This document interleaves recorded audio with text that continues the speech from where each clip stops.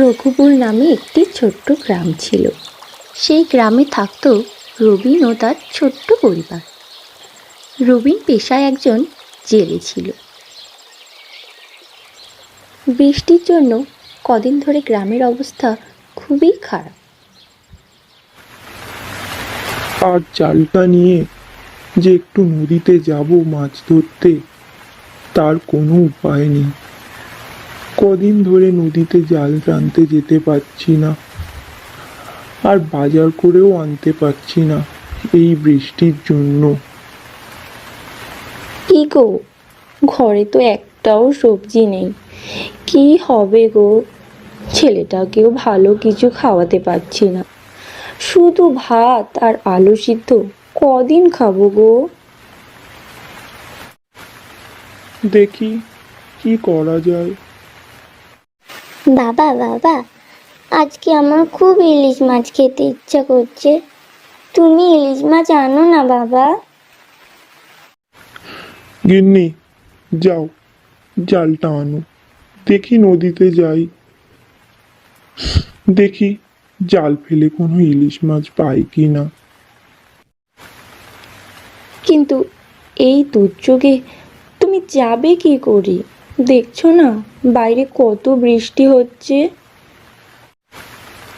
ছেলেটা খেতে চেয়েছে, দেখি গিয়ে যদি একটা ইলিশ মাছ পাই। রবিন জাল নিয়ে নদীতে যায় মাছ ধরতে। রবিন তার নৌকা নিয়ে নদীর মাঝখানে যায়।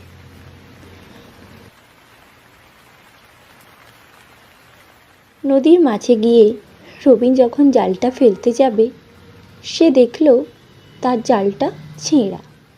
হায় হায়, আমি এটা কি করলাম? ভুল করে ছেঁড়া জালটা নিয়ে এলাম। এখন যাই, বাড়ি গিয়ে আবার ভালো জালটা নিয়ে আসি। এই বলে রবিন যখন বাড়ির দিকে নৌকা নিয়ে আসতে যাবে, ঠিক তখন ওঠে নদীতে বিশাল ঝড়।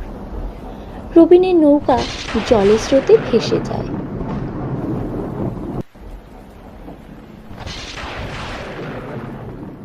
মা, বাবা এখন আসছে না কেন ইলিশ মাছ নিয়ে? এক্ষুনি চলে আসবে বাবা, তুই আয়, আমি আলু সিদ্ধ দিয়ে ভাত করেছি, খেয়ে নিয়ে ঘুমিয়ে পড়। রাতে ইলিশ দিয়ে ভাত খাস কেমন? ঠিক আছে মা, বাবা এলে রাতে তিনজনই ইলিশ মাছ দিয়ে খুব মজা করে ভাত খাবো।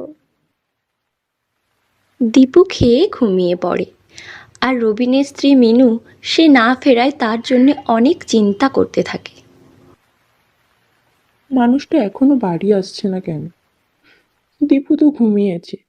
আমি যাই, নদীতে গিয়ে দেখে আসি এখনো আসছে না কেন।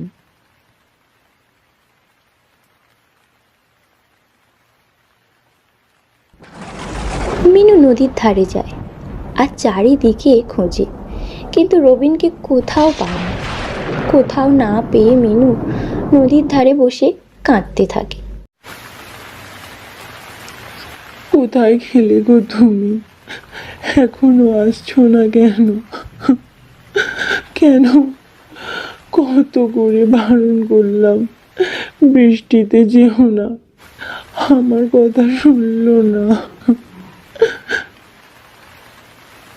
এই যে দীপুর মা, তোমার কাছেই যাচ্ছিলাম। রবিন যখন নৌকা নিয়ে মাঝখানে যায়, আমি ওকে বারণ করেছিলাম না যেতে, বলেছিলাম ঝড় উঠতে পারে।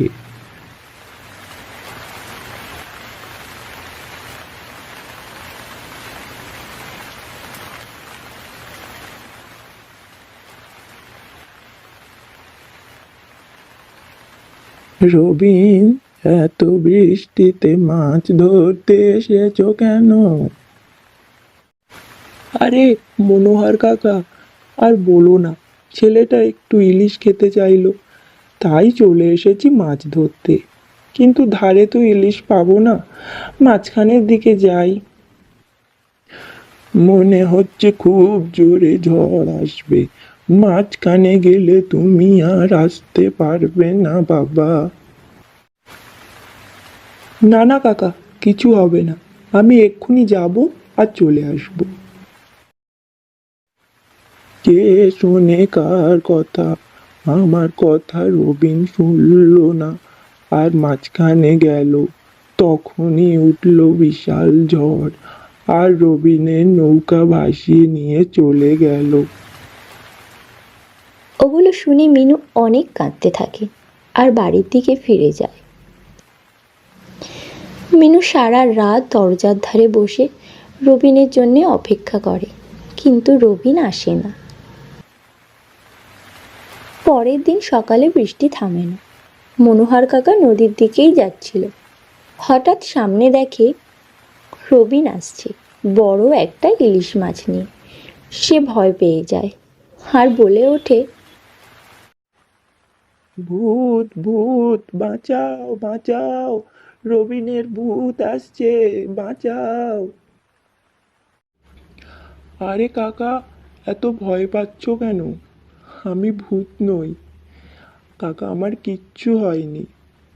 কাল যখন আমি ভেসে যাই, কিছু দূর গিয়ে আমার নৌকাটা একটা বড় গাছের সাথে আটকে যায়, আর আমার কিচ্ছু হয় না। সকালে যখন আমার জ্ঞান ফেরে, দেখি আমাকে একটা পাশের গায়ের জেলে তুলে নিয়েছে পাড়ে, আর এই বড় ইলিশটাও দিল। ভালো হয়েছে বাবা, তুই ফিরে এসেছিস, তোর কিছু হয়নি। যা বাড়ি যা বাবা, মিনু তোর জন্যে অপেক্ষা করছে। রবিন বাড়িতে যায় আর মিনুকে সব ঘটনা খুলে বলে, আর তিনজনে মজা করে ইলিশের ঝোল দিয়ে ভাত খায়।